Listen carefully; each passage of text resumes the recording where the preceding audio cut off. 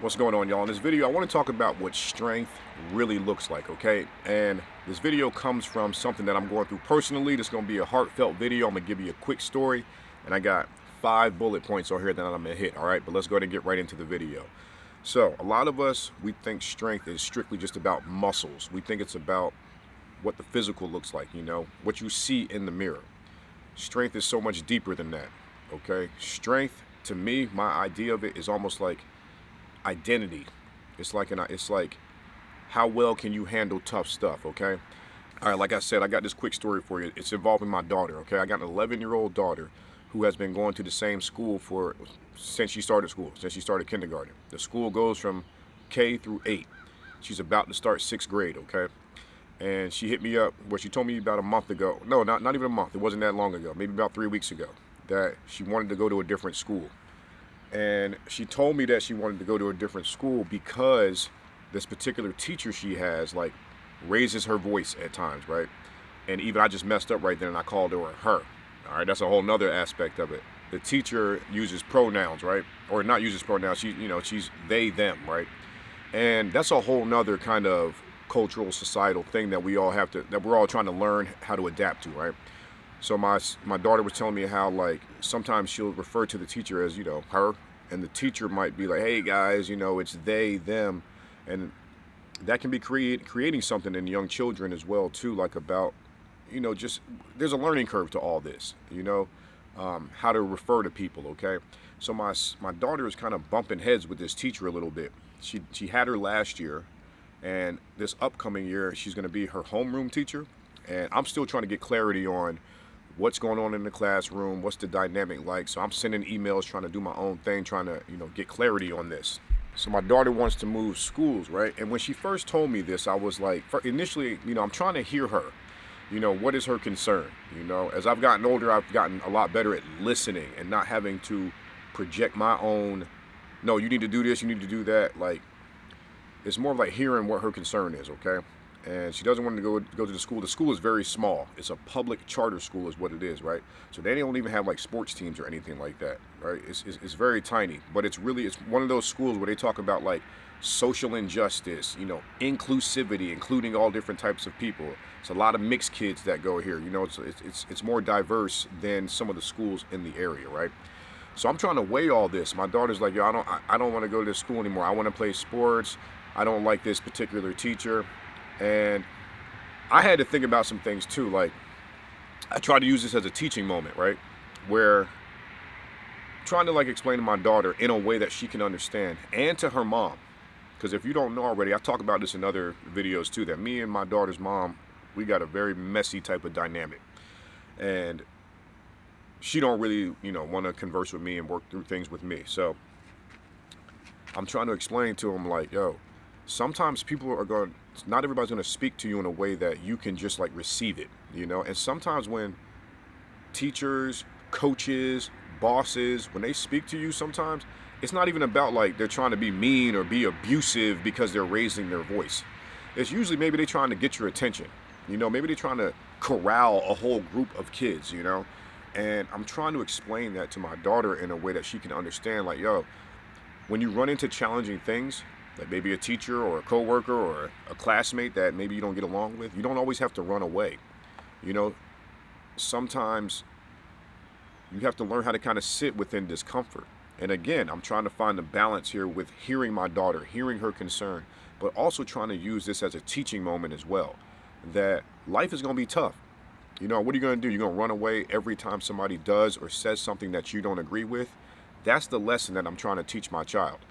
Okay, and given my dynamic, like I said, it's hard for me to teach it to her because I'm going through my own stuff with her and her mom, and it's like trying to just figure out what's the best move for her, to move to a different school. It's out in the sticks. It's out there in like this really rural, not much diversity. They do have sports opportunities, so I'm trying to balance all this and trying to figure out what's the best move, all right? Now, I just want to share this story because I want to talk about what strength really looks like, okay? And like I said, I got these talking points, okay? And this is stuff I'm trying to teach my daughter. This is stuff I had to teach myself, but this is like a philosophy in how I live my life, all right? Number one, strength is pushing through hard things. It's that simple, man. It's realizing that life may not always go exactly how you need it to go. All right. A lot of us deal with this, okay? We try to control everything. If it's not exactly how we need to be, it's almost like we don't think we can succeed. It's almost like we don't think that we're going to be able to thrive. And there's some situations where you won't be able to thrive. That's the balancing act I'm having to figure out with my daughter as well, too. When is it like, this may not be the best position for her? Or maybe she's just shying away from discomfort. And I'm trying to teach her how to be a little bit more resilient, okay? Because life is not easy out here, but it's pushing through those hard things, man. Not to the point where you're putting yourself in some abusive type of dynamic. There's a line there, but life can be uncomfortable sometimes. I'm trying to tell my daughter, like, yo, this teacher is not going to be in your life forever. It's a school year. Go to your classroom, keep your head down, do your work, be respectful, and mind your business. That's kind of like my philosophy. That's how I live through. That's how I move through life.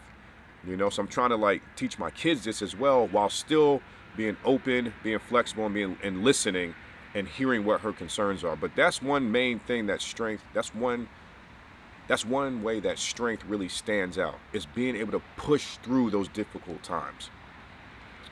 Number 2 is doing hard things when you don't want to. I'm using my daughter, and I'm using this dynamic as the example, because I know a lot of us deal with this. Strength is being able to push through. It's being able to follow through. It's being able to do those things that you don't want to do. We all have things in life that we don't want to do. I don't want to go to work every day. I'm sure a lot of us can relate to that. But I gotta go. There might be somebody at my job that I might not get along with. I'm not necessarily going to quit my job because of that. I have to learn how to adapt and how to work around that. Now, if it gets too bad and my mental health is suffering from it, that's when I have to start assessing things and realizing, is this situation for me? That's what I'm saying. There's a line that you have to walk. You have to learn yourself. You have to know yourself enough to know, okay, is my mental suffering? Or is this something that I can overcome? Can I learn how to become more resilient? Can I learn how to toughen up a little bit? These are the questions that you have to discover the answers to yourself. We all have the capabilities, but maybe a lot of us haven't built and developed that muscle enough to do those hard things even when you don't want to. That's why a lot of us crumble out here. Man, woman, children, everybody. Number 3 is doing what's best for you. Okay? So it's important to understand, like I'm saying, you got to figure out what's best for you. Like my daughter, she's 11 years old. She's just coming into, her young womanhood. She's still a young girl, and she's trying to discover what's best for her. She's bouncing it off of her parents. She's saying, hey, this is what I would like to do. And kids, as you know, we have to guide them. We have to help them navigate, and it's important to really understand. I'm talking about my daughter, but I want to make this relatable to us as adults too. Learning how to do what's best for you. This is a sign of real strength. I talk about this in all my videos, man. You have to know yourself. And sometimes you got to go through the fire to be able to learn what you can withstand. That's another angle I'm trying to teach my daughter as well too. And I'm not trying to push her into something she doesn't want to do. I'm not trying to force you, you need to do that. No, it's not like that. It's just like, there's going to be challenges sometimes in life. There's going to be obstacles. There's going to be hurdles. This is a hurdle that I think you can get over. I don't know if you need to be uprooted from your school altogether just because you don't get along with this teacher. What happens when you run into another teacher who raises their voice? What happens when you run into a coach who is trying to tell y'all young girls on a softball team or a volleyball team, hey, we all need to do... What happens? You gonna quit the team? These are things that I think about. But back to the point at hand, though, learning to do what's best for you. Discovering what you can tolerate, what sits well with your spirit, what agrees with you, what doesn't agree with you. And this is a journey in learning this as well, too. I don't expect my 11-year-old daughter to know this already. But as you get older, as you live life a little bit, you need to be putting some attention and intention into learning who you are. When you learn who you are, you will learn what works for you, what's best for you. But you got to go through the trials and tribulations. You have to get uncomfortable sometimes to discover this. If you're getting any value out of this video so far, please smash the like button. Don't forget to subscribe to the channel so you know when I make more videos like this, all right? Let's go ahead and get back into the list, man. Number 4. Strength really looks like this. It's being able to adapt, being flexible. I've learned this over my life too, man. Some of us are just so rigid. We're so stuck in our ways. We're so like, yo, it has to be this way, that you can't even adapt. And when you can't adapt, you almost keep yourself from experiencing different opportunities. You almost keep yourself like in this box, you know, like, oh, I can't do this, I'm scared. Fear is another thing too that will keep you stuck. I can't do this, I can't agree with this person, or I can't get along with this person, you know. Sometimes you got to be like, yo, you got to really look at the dynamic. Like, can you get along with the person, or are your beliefs, or your thoughts, or how you've been conditioned, is it so ingrained that it's keeping you from being adaptable? It's keeping you from being flexible because you think your way is the only way. You know, you may think that there's only one way to achieve this. No, there's other ways, but it might require you to tweak some things. And some of us can get so locked into how we are, who we are, how we move, that we're not flexible. You know, and we run away. Something uncomfortable, something creates discomfort within us, and we run away. I used to struggle with this at times too, like fight or flight. I used to flee. You know what I mean? If something got real tough, if something got me triggered, you know, I kind of dip too. So I keep that in mind too with my daughter as well. You know, that I used to kind of struggle with this too, and try to learn how I can help her with that as well. But yes, it's very important to become more flexible. You know, tweak some things when you can, but make sure you stay true to yourself, all right? Yo, if you made it to the end of this list, man, I really appreciate y'all, all right? For this last one, number 5, what strength really looks like: being composed under pressure, man. Strength ain't just about no muscles, bro. It's not just about how you look in the mirror. It's about how well can you handle pressure.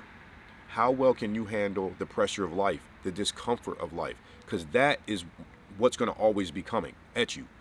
There's always going to be something that's applying pressure to you. And you want to get to a point where you develop spirit. You develop that internal strength. You develop that internal follow through, that internal fight, that, yo, nothing can really knock me off my square. And if it does knock me off my square, I have the internal resilience to be able to get back on my square. Now, granted, I'm using my daughter as an example. When you're young like that, you may not know how to get back on your square. But fortunate enough for her, she has a dad that has had to learn how to stay on his square. And that's what I'm trying to convey to her too, in a way that she can receive. All right. And I also want to share this message with y'all too. Learn how to like withstand the fires of life. Okay. And that means you got to learn how to tap into your mental, man. You got to start understanding your operating system, how you think, how it affects you. You got to understand when you're triggered, so that you can get yourself back grounded, so that you can chill out, man. You can handle those hurdles. Life is going to always throw you curveballs, man. Are you able to recognize that curveball and switch it up and be able to connect with that ball and still get a hit and still get on base? That means you're going to have to work the muscle of learning how to see those curveballs. I know I'm kind of getting on a weird tangent here using baseball, and I ain't even a fan of baseball like that. But what I'm ultimately saying is, man, you got to sharpen up your ability to be able to handle the challenges life is going to throw at you. That's pretty much all I got for you in this video, man. If you enjoyed this video, make sure you check out this one on the screen. YouTube thinks you'll like this one. And I will see y'all in the next video. I'm out. Peace.